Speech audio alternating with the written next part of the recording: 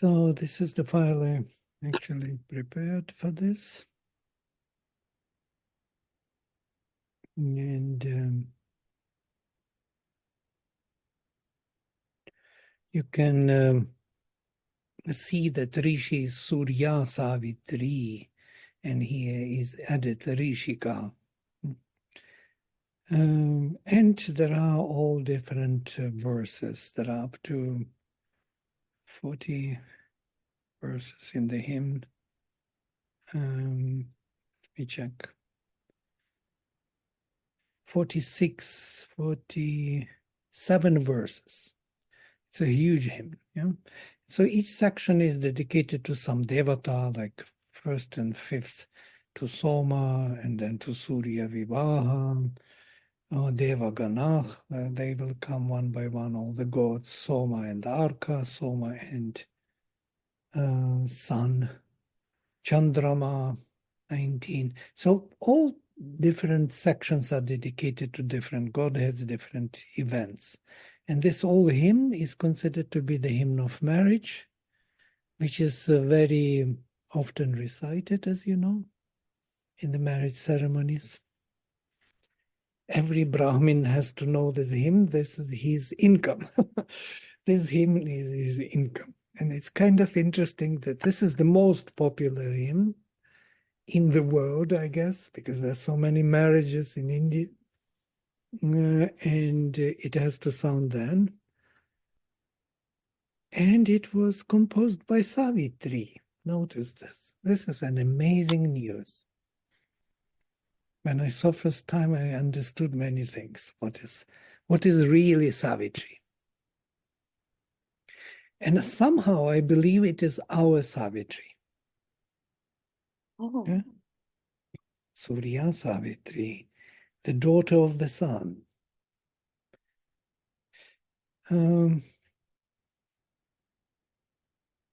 Because, you know, the story of Savitri, it starts from the immemorial times.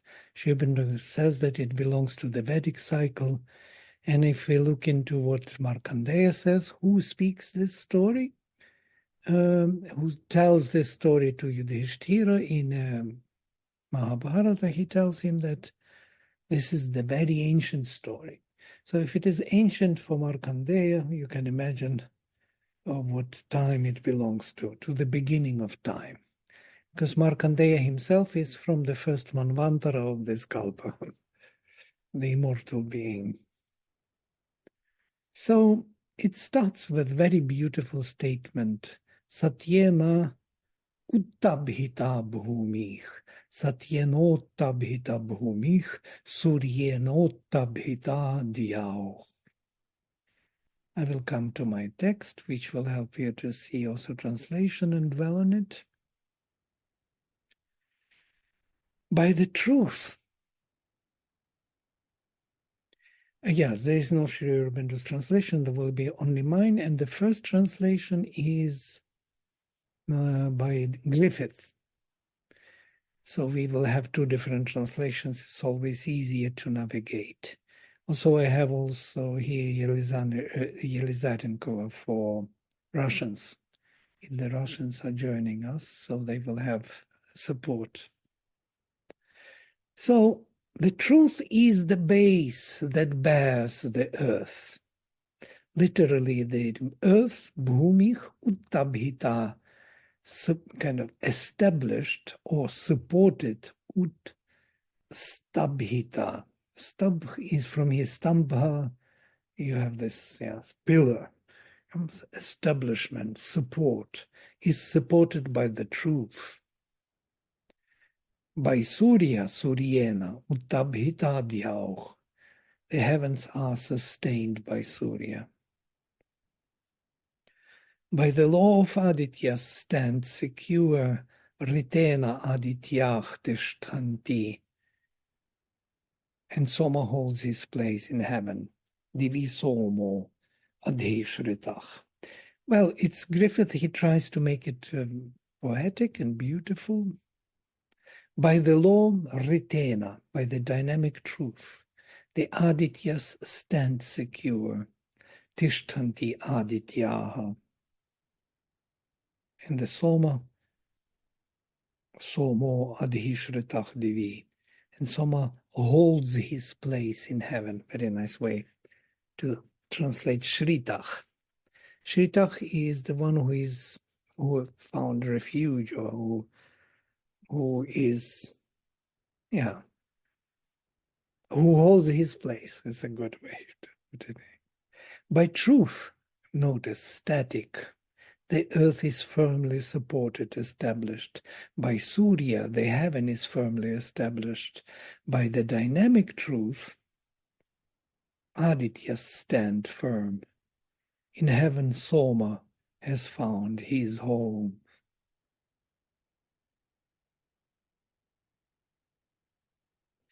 This verse is already kind of universal value. You know? Interesting division between Satya and Rita here.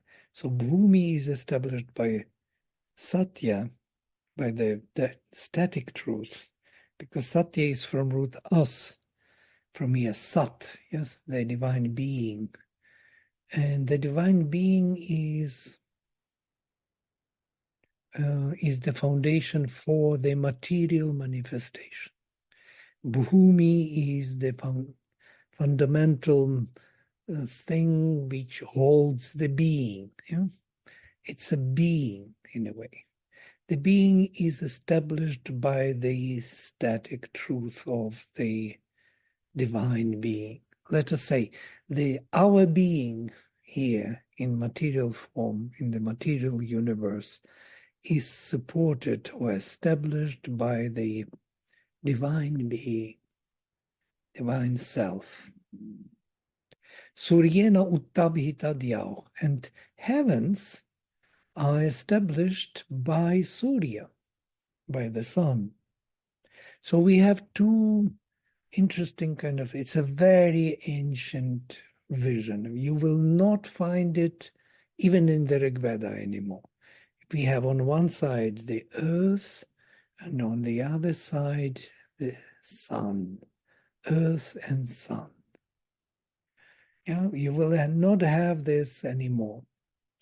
And interestingly, if you read the Ramayana, you will see the same story of Rama comes from the sun, and Sita comes from earth. Yeah?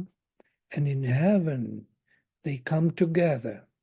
Again, this marriage, this symbol of marriage, the divine earth and the divine sun, they join together.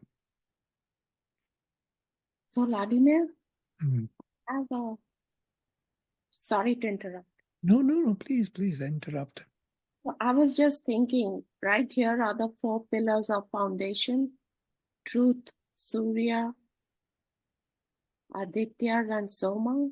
Like in the tarot, they have the four, the pillars of foundation. I do not know what you mean in the tarot. You can be more specifics, and then what these four foundations are there. What do you refer to? What do you refer It just came to my mind that as you Mm. were saying this, truth, Surya, the Adityas, and Soma are like four pillars of foundation. And in the tarot, I'll just tell you later, I'll take it out. There are the four, I forget, it's in the minor tarot also. Oh, you mean these Minor arcana. the clubs, the cups, the swords, and the diamonds? Yeah? This you mean? Yes. Just let me take it out. Why not? Could be. Well, it's a far-fetching projection, but intuitively we can dive into it if we want. So the fundamental truth is static truth, yes? So the truth of being, that Sat, yeah? From which everything comes. Without Sat, there is no consciousness, because consciousness is conscious of the being. If there is no being, there is nothing to be conscious of. So the being is a fundamental And that's why Sat is first and Chit is next. So Surya and heaven, well, I would not try to reconcile with all different paradigms, but what is interesting is this ancient paradigm of the earth and the sun. And earth and sun have to come together in a way. Earth is a representative of the being, and the sun is a representative of this luminous consciousness in heaven, yeah, which holds the heaven. And also, if you look at it from the point of view like a planet Earth, you know, holding the physical manifestation, and the sun as the entry to the beyond, from where we come into the solar system as souls, you will see two entries, two kind of circles who will build everything in this world. In time and space, Earth with projection of the divine being, and in time and space, Surya, who projects all the devatas, all the gods, all the powers of Purusha, of consciousness. Consciousness is manifested through the sun, and the being is manifested by earth. Yeah? Being and consciousness. And then there are dynamic powers. And by Rita, the Adityas stand firm. Stand firm, what does it mean? Means they are engaged. They get their personalities for engagement in time and space. They need the support of the dynamic truth. And interestingly, Soma Adhishritah, he is dwelling above in heaven. You know that Soma king was born from the oblation of Shraddha on the fire of the highest heaven, on the fire of Surya, actually. So Shraddha, which is faith, or was put into the fire of Surya, from which Soma king was born. So it is the first oblation, first ritual, a heavenly ritual, from which Soma was born, and that's why he dwells there in heaven. And then Soma travels down to us, yes? From the devatas behind the nakshatras to the moon, and from the moon to us. That's why Soma is always connected with the moon. Okay, let me read this short thing. Satyam upholds the earth firmly. Surya upholds the heaven and makes it firm. Dhyau, our mental being. Adityas, the functions of Surya, his elder brothers. Adityas are elder brothers of Surya. Surya is the youngest.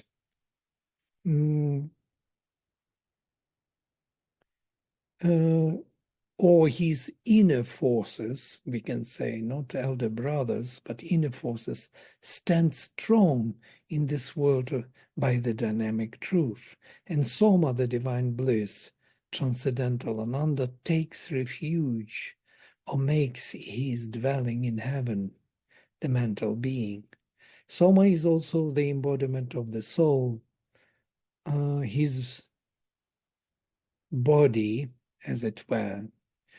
This is something difficult to explain, but it's kind of my thoughts on Soma as the embodiment of the soul. Soma represents kind of body of the soul, if you will. If the soul has the soul and the body, then Soma will be the body. That which feeds the flame within. So the soul is born in this world by the actions of the truth, static and dynamic. We can say that by the divine existence, Sat, the matter is made firm. By the supramental self, the mind is supported. It's Surya, supramental self. By the dynamic truth, the Adityas are activated here, filling the gap between heaven and earth. And thus the divine soul can find its place here in the mental being with the help of Soma. Or it is Soma. I know it is much too much, I guess. But there is some intuitive thought here, which we want to have a glimpse of. The words are only the words, but if you see this distribution that they start with Sat, and then Chit, then dynamic manifestation of Sat Chit through Adityas, and finally the soul is born. You see the hierarchy of presentation. And in that sense, those four pillars, or four major in the Tarot, also could be kind of mapped onto it. The same logic, at least. And then we come to number 2. Somena dityach balinach. Somena prithivi mahi. Atho nakshatranam esham upasthe soma ahitach. By Soma, these Adityas are powerful, mighty, balinach. Somena adityaha balinah. And the earth is great, Prithvi Mahi, Somena, by Soma. The embodiment of the divine soul is seated in the lap of these constellations. Nakshatranam esham upasthya soma ahita.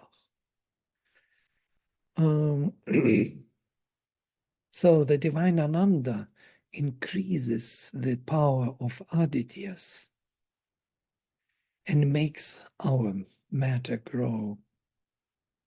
He is situated within and rules the nakshatras. We can look at Soma as the divine Ananda, which is the cause of all creation. Yes? Everything exists because of the divine Ananda. Moves, interacts, the whole world comes into the visible form because of this bliss. If there would be no bliss, nothing would move anywhere. You remember we discussed this of the light and delight, as Mother says about love. If there would be no this partaking of bliss of existence, then everything would fall apart. Anandadhyeva khalvimani bhutani jayante. Yes, all these beings are born from the bliss. Anandena jatani jivanti. By the bliss they all live. Anandam abhisam vishanti. So they go into bliss after death. So all of this comes from bliss, lives by bliss, and goes into bliss. So that's why Soma is so emphasized here. By Soma, the Adityas are strong. By Soma, the Prithvi, the earth, is vast. By Soma, it is Soma who is established in Upasthe, in the secret place of these nakshatras.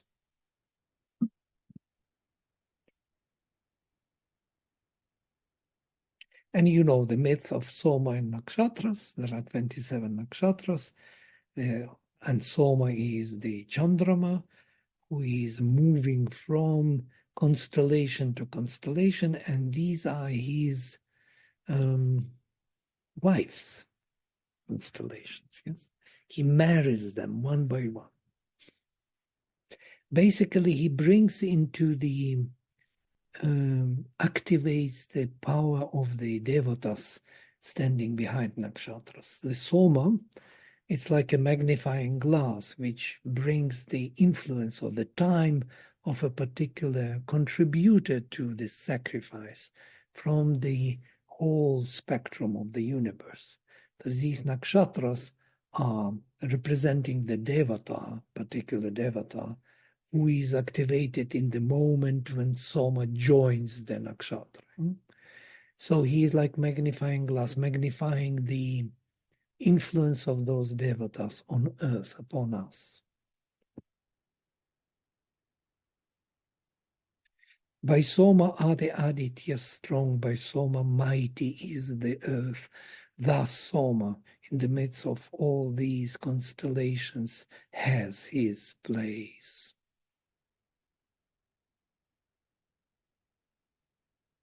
Soma manyate papivan yat sampishanti oshadhim somam yam brahmano somam yam brahmano vidu natasyashnati kaschana.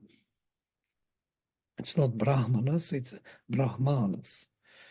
It can be brahmanas. Brahmanas are those who belong to this varna, but brahmanas are those priests or creators.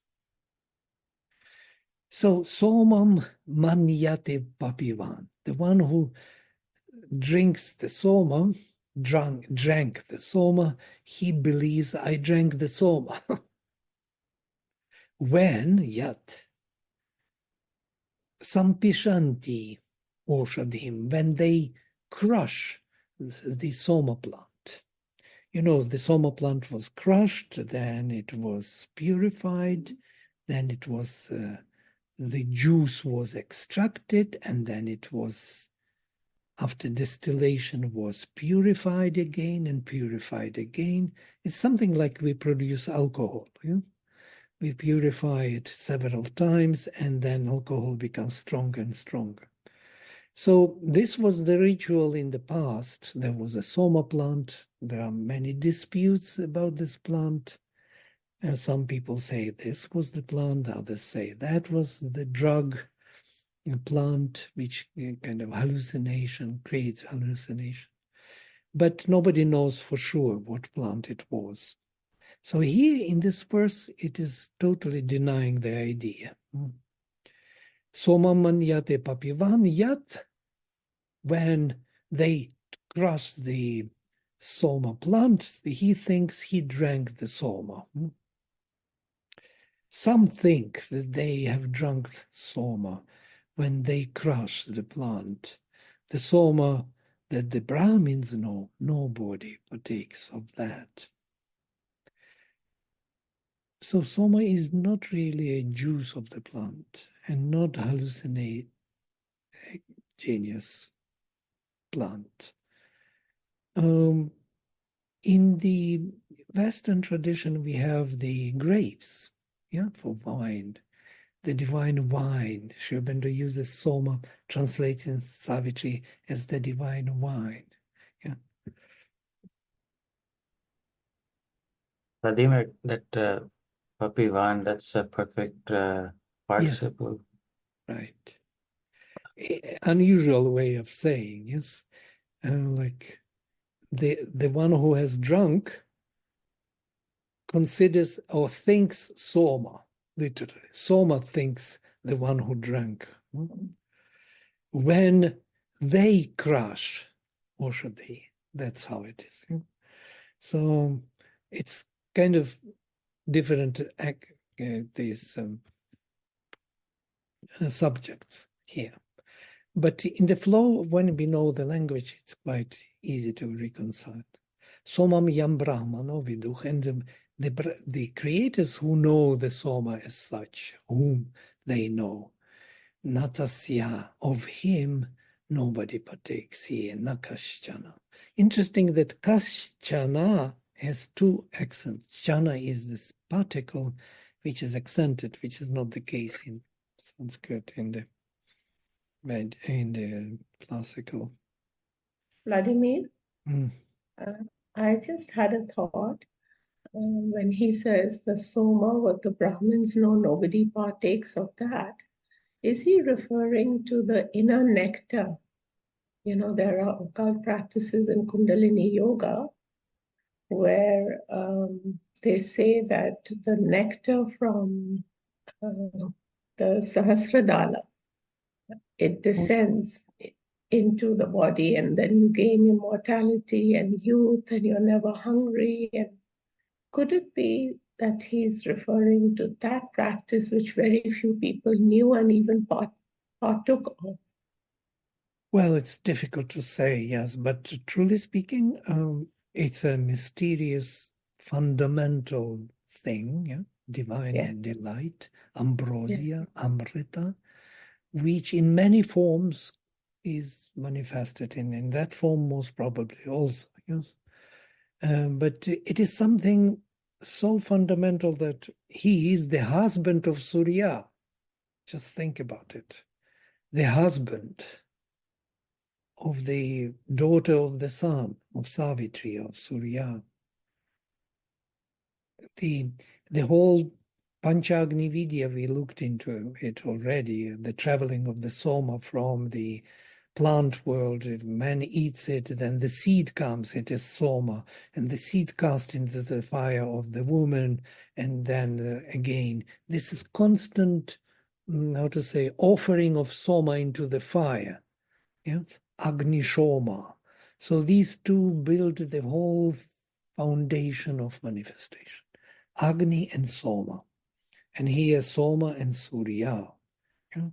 Again, two fiery, consuming power of consciousness, and the being in the form of delight, ambrosia, which it is being consumed. I think it is much deeper in the intuition that we can reach, but we have to kind of dwell on it and try to figure out why these two and what they really represent. If you have some thoughts, please share. This is very nice what you shared, Jayashri. Other thoughts of Soma. Soma is everywhere. Yes? It is the seed, it is the embryo in the womb of the woman, it is the child who is born and partakes of food, and it is that the last cremation of the person when he leaves the body. It is Soma cremated, put into the fire. Soma travels to Soma, to the Chandrama, where the Godheads partake of that Soma. You know?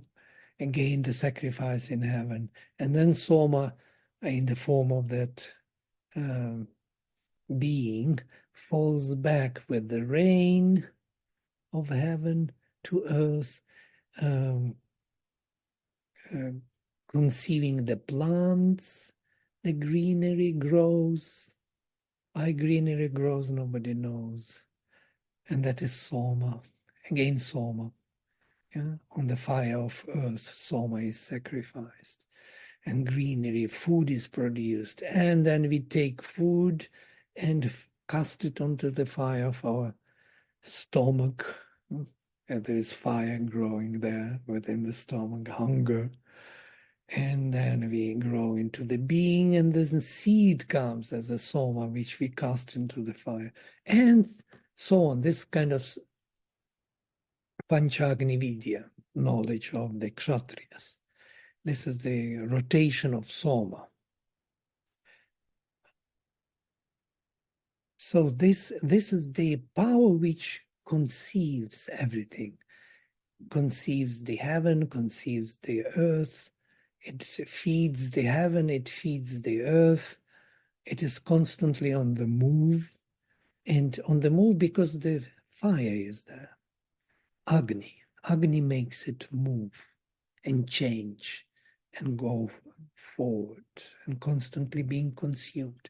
And what will be said in the next actually will support the idea that the moment it is, no, not in the next, the moment you drink the soma, it swells again and grows again.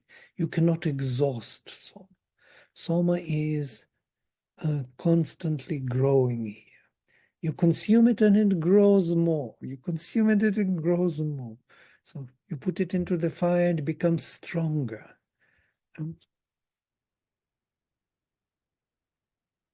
Our mind is totally bewildered here. Where is this 1, 2, 3? There's no 1, 2, 3 anymore. No cause and effect. These are two, cause and effect. Vladimir, Mm. I have a question. How does this Soma relate to, or is it similar in some ways to prana? Prana is an energy. It's more like a fire, rather. It is something which consumes, I guess.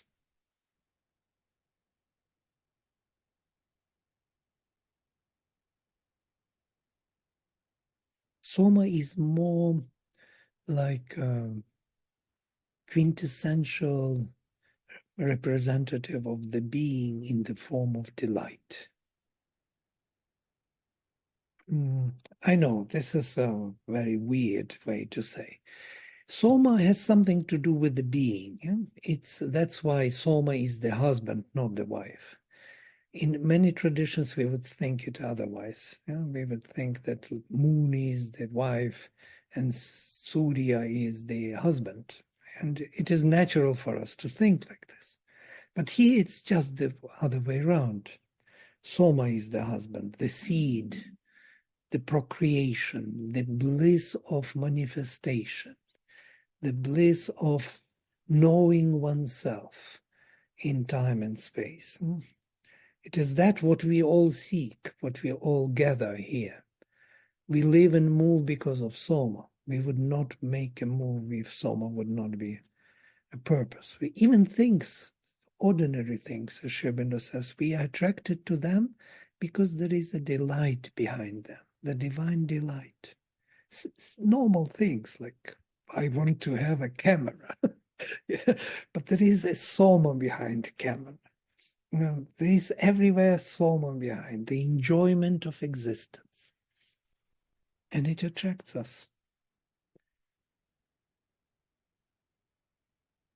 Can we also say that Soma is therefore absorbed by the prana? In that sense, what he's asking, Robin is asking. Soma is absorbed by the prana in order to be experienced in the embodiment. Right. There's something here strange said, Vayu Somasya Rakshita. The Vayu, that pranic energy, is the protector of Soma. How is a protector of Soma? So you see, I cannot answer so easily because it's not a kind of one-to-one thing, where our mind can be satisfied. Most probably it will never be satisfied with this vision and concept of Soma because, and by the way, it is understood also that Soma was born from the mind, from the heart. Tasya hridayam nirabhidita hridayan mano manasas chandrama. So his heart broke forth from the heart, mind, and from the mind, Soma came. So this mind and the word represents the flame, and the mind represents the Soma or Chandrama, Surya. Again, these two, Agni Soma.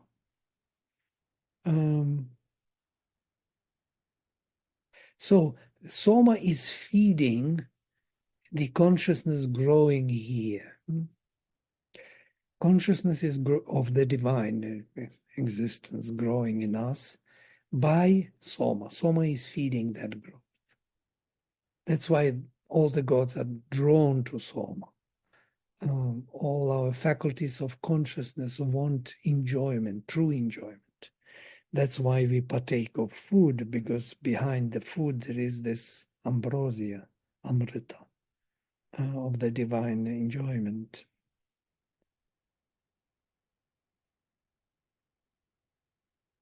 We use these words so differently in our languages that I can see the blockages. Because they are used in the setting which is very different. But if you look at the world with a fresh look, you will see this meaning. Kind of see it, not totally. There will be a glimpse. And everything is driven by this force. in So search of... how is all this related to marriage? Yes, exactly, directly related. This is what marriage is looking for this Oh. delight, abundance of delight, infinite delight of existence, and Why is continuation. it difficult to find it, especially now? I mean, you see so many marriages breaking up. It's difficult to find. Yeah? Is it Well, because, yeah. sorry. Go ahead. I know that it is difficult to find it. It's rather easier to be alone and partake of Soma in your own corner, having your own dinner. But Deepti was asking something. I'll stop. Deepti. No, Jayashree, what you said just made me think again, like the word communion uh, kind of gives an insight, no? Like the delight, the soma, food for the soul. Uh, Somewhere it's leading to that expansion, and there are no words for that.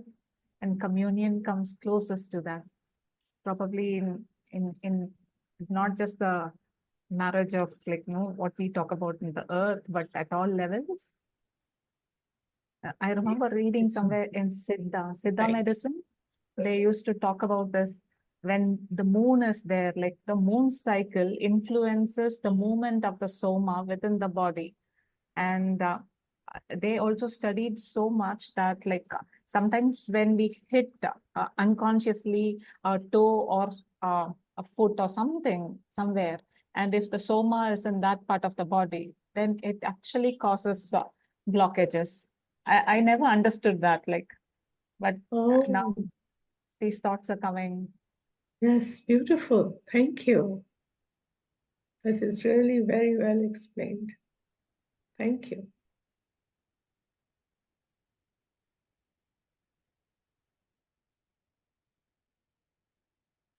right. Some other thoughts where I had such a nice thought and it's gone. So sorry. Okay, we continue with this, with the verse here, and see what it will suggest more to us. Achad vidhanaich gupitach, barhataich soma rakshitach, gravnam it shrinvantisht hasina te ashnati parthivach. It is hidden by those who are assigned to hide it. That's why we can't really directly deal with it. Yeah? And protected by Brihati hymns or by the mighty ones. It can be translated both ways. Standing and listening to the crushing stones, crushing of the plant, no earthly being can partake of you or song. So plants are only a symbolic ritual of extracting soma from things and us and offering that quintessential delight, purified, distilled, to the higher powers in us, who are the devatas, our faculties of consciousness, and they partake of that quintessential delight and grow in power. This is the Soma Yaga, meaning of the Soma Yagas. So it continues with the same idea of that nobody partakes of it, even if you listen to the crushing stones and participate in this bodily exercise.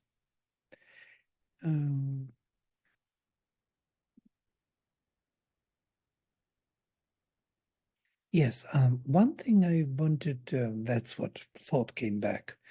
Mother explains why this creation came into being. You remember this most probably. Yeah? He wanted to have an additional delight. So I think this is the explanation of Soma. This is the additional delight. Additional ananda, she says even. Because he, the Supreme, has the ananda of self-identity. But he wanted to have ananda of unity. And this ananda of unity is additional delight to what he already has. He has a full ananda of self-identity. But this additional one is produced by manifestation, by unity. And that's why most probably it is very difficult, what Jayashri said, why the marriages are not so easy, because of egos, because of we are not really distilling delight for each other, for each other's highest capacities. Yeah, we are not offering it to the highest in us. We are trying to partake with our egos and feed our egos. And that is, and Rakshasas and Asuras are also drawn by Shachas to this Soma. They all want this ambrosia. Yeah? So in us, there are many creatures, and we feed them with Soma instead of feeding the higher faculties in us. So if we change that and start crushing, kind of distilling the delight of existence and offer it to higher powers, it would be the Soma sacrifice. But can you imagine that we would, you know this, in India, they always offer food before eating to the divine. It became a ritual. But if you really feel that you offer it, the delight, to the higher powers in you, or to the presence you want to grow in you, you will feel immediately the presence grow. The same with any activity. I was thinking about camera, making, pictures, for example, or anything. There is a delight, but we gobble that delight with our ego. We enjoy it. Instead, we should offer it to higher powers. It would be like we will be like representatives of the divine here, rather than the divine by itself, We would feel the presence growing in us. We would know that we are intermediaries or adharas for the divine to fill us in with its presence. But we don't go that route. Yeah, we kind of used to be half animal rather, and feed the animal in us. And then we are very dissatisfied with this, and no wonder why we are dissatisfied, because feeding the animal is leading nowhere. It's just blocking your happiness. And at the end, you'll be so disappointed at the end, seeing that all your life went for feeding the animal. Nothing was achieved really. It was just time was wasted, as it were. And we could offer this delight of existence to the divine. What we offer to the divine, not the delight of existence, but our, things, work, facilities. We say, take our activities. We should do our activities ourselves, distill the delight and offer it to the divine, and not ask the divine to do the activities for us. And then when Soma comes, we gobble it. So it has to be other way around. We should feel who we are working for. Working means sacrifice. We are sacrificing our life for the divine here. We are here for this purpose. And that only that brings the satisfaction. And then families, friends, everything becomes very joyful.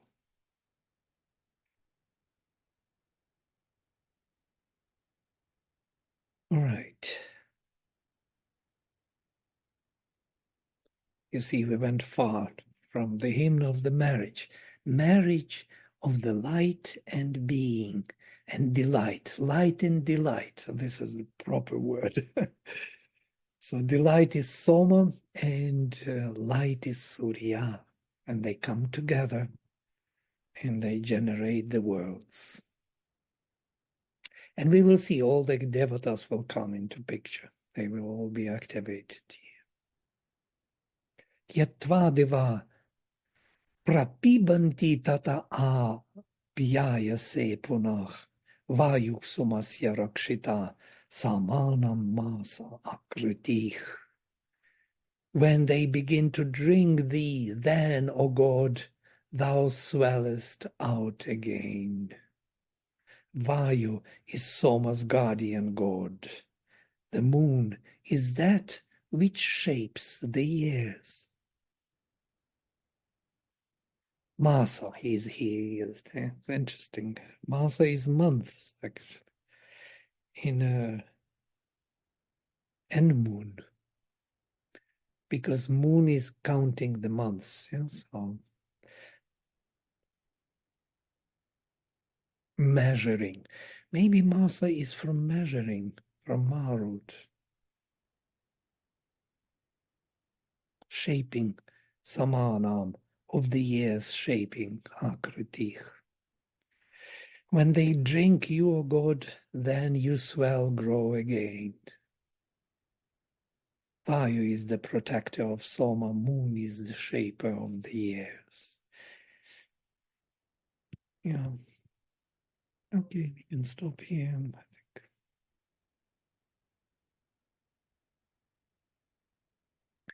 If you have any questions,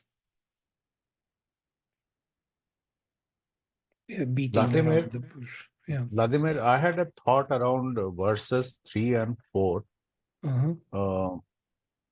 I am trying to read it very literally in the sense that I think what the Rishi is saying is that there is Soma hidden in these verses, but by merely crunching it with your mind and other stones and all, you won't be able to get hold of it. So I kind of thought about it that way. You may try with your mind and all kinds of crushing you can do, but it's the gods who will kind of be able to extract the Soma from these verses. That was my sense of understanding. Right. Gods as higher powers. Yes, correct.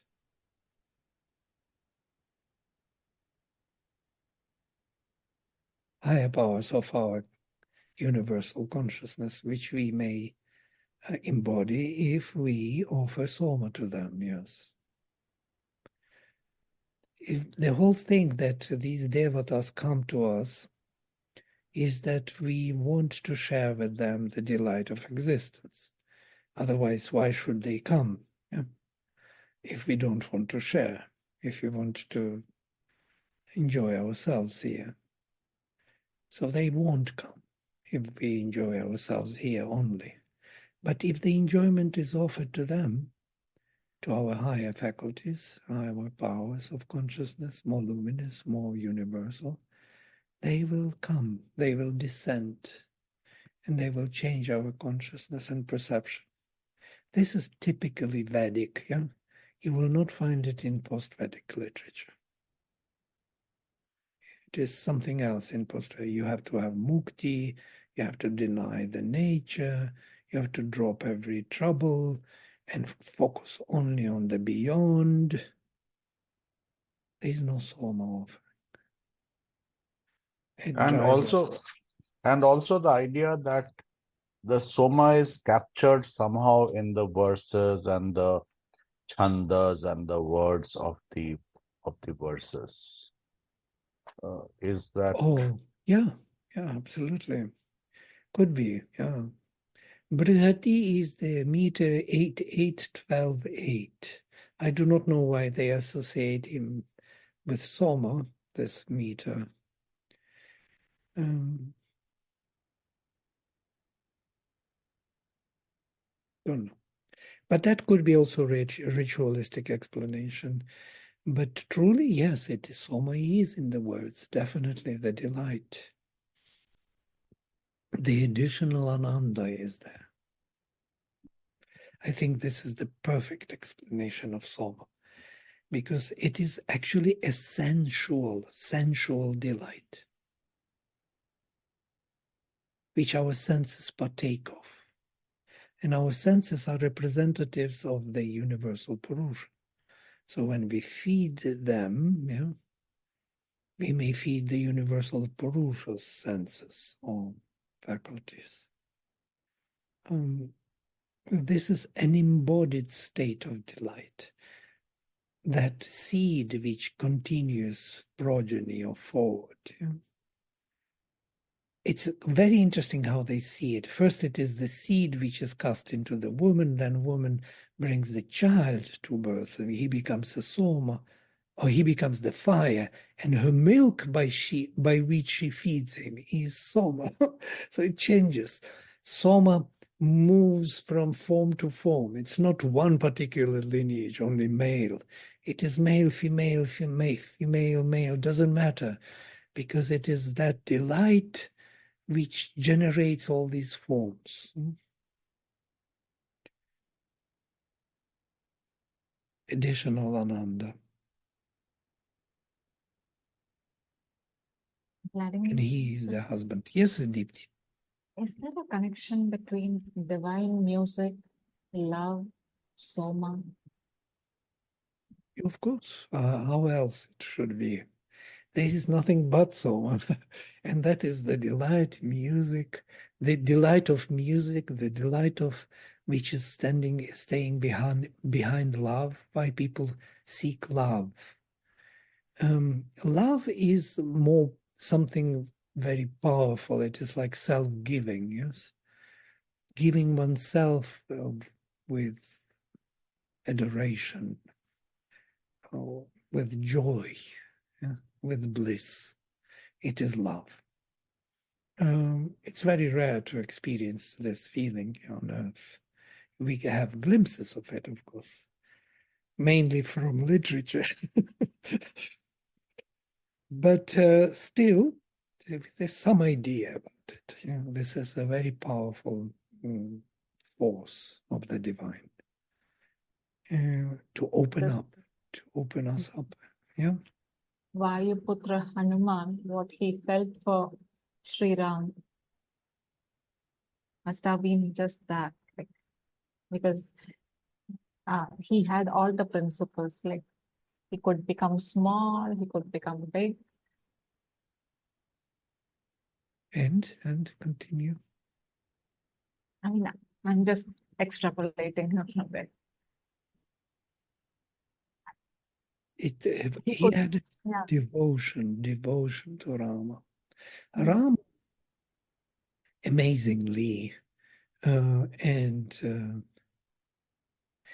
you see, the first verse is a very interesting verse. Yes, again, Surya Satyena Uttabhita Bhumi, Suryena Uttabhita Dhyao. This is Sita and Ram, in a way. Rama dwells in the sun. It is a supramental power. It is the Lord of the sun. And Sita is the Bhumi. You know how Sita was born, you remember, yes? The Bhumi was opened up because Janaka was plowing it.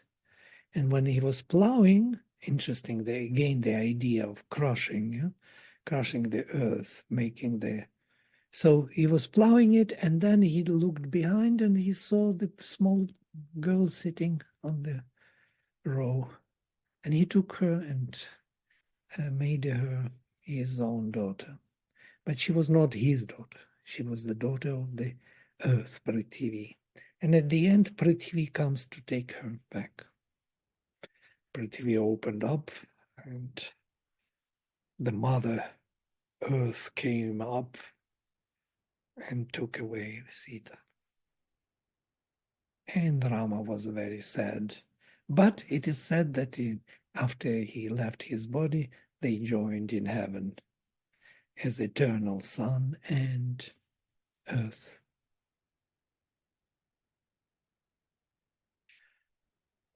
These are the ways of talking about things which are far beyond of any talking, especially embodied state. We're using symbols here. These are all symbols about the reality which cannot be described otherwise. it tunes our inner consciousness to that reality. And that's the purpose of it. Not to have it scientifically proven, totally, kind of 1, 2, 3, 4. But it will come to the scientific also, I think so. Only science is not yet ready for this. Doesn't have that inner science yet. We are close to it in this. There must be a bridge for the earth and sun to meet. And Yeah, it is fire rising. Fire is a quintessential, Agni is a quintessential representative of earth, Prithvi. He is rising from below the earth. I was thinking about our earth and sun. Notice that there are two suns, according to the Rig Veda. One is above, uninvolved, that is most probably Surya, and the other is below, Vivasvat, involved, which asuras hid in the dark places. And that Surya is also the core of our earth. Our earth is warm. There is a sun within the earth. We receive warmth not only from above, but also from below. The core of earth is warm, living. Yeah, there is a sun within, which is now we're coming to the physical science. But interestingly, there are two cores, and we are dwelling on the surface of earth. Between them, there is a relation between the sun there above and the sun within. Absolutely, there is a relation. And we are the product of those two. This is called the secret of the Veda, that there is an inner involved sun. When we go down into the darkness, into the complete darkness, we come to the infinite rock. In the Veda, it is known as Adri. And Sri Aurobindo spoke about this, about his yoga, that he was drilling, digging into that infinite rock of inconscient, in the darkness and absence of consciousness. And until he broke through to the supreme light. This is the secret of the Veda, that there is a supreme light below our darkness, which we can't comprehend, yeah. But it is the truth of our existence. And physically, even it's visible. The sun and earth, the living planet. I was thinking, Vladimir, about, first of all, that physical analogy that I was thinking about the gravity that the beings are established on the earth because the earth holds us here. It holds all of creation. And then the sun has a greater gravity which holds the earth. And then the earth has a gravity that also holds the moon. And the moon has a gravity which affects us on earth. It pulls us. There's things where our tides are moved and women's bodies are affected by the cycles of the moon. So all of this gravity is what is in physical world, what they're talking about in spiritual world. Yeah, this gravitational wave is a very puzzling thing, you know. We can't measure. There was one scientist who, in Russia, when I studied in the university, who was a specialist in gravitational waves, and because it's a wave kind of. So there are two waves, it seems. One is vertical, another is horizontal. And one of them is very slow, like, I don't know, like a few 100 meters a second. And the other is very fast, supremely fast. He in his research, he said that it is 10,000 times faster than the speed of light. And if you calculate that speed, you will see a very interesting thing. You will see that the one orbit of the Earth around the Sun, multiplied on the speed of that wave, will show us all visible universe. So the rotation of the whole universe will be in the time of the one rotation of the Earth if you multiply. So there's some kind of holding everything together. What is that? Yeah? All these universes are held together. There's a secret power, that gravitational wave. Or nobody knows what it is, why these black holes are there. Also on gravity they work. Everything works by gravity. What is that? It's a puzzle. Nobody can answer. Why they are held together in space, in this infinite space. So you're right. We can have an analogy with physics if we want to. There is also another very interesting thing, is the absolute zero temperature, which is also a magnificent thing. And there is another law which is puzzling, is the law of preservation of energy. They don't fit anywhere, none of these. Yeah. Absolute zero, what is this? In absolute zero, the hydrogen will freeze and the universe collapse. So it is impossible so to have below that temperature. And it is only minus 273 Celsius. It's very close to us. It's just here. You can go up infinite numbers. You can go trillions of grades up, but not down. What is this? What is this bubble in which we live? It's a temperature, tapas, in which we live. Yeah? And that temperature is redistributed in higher degrees, lower degrees. So we found our range of temperature in which we may live and function. It's kind of amazing, mind-boggling. And preservation of energy even more so. How come? My energy does not disappear. It cannot be exhausted. It can only change its form. Travel. Who has arranged all this?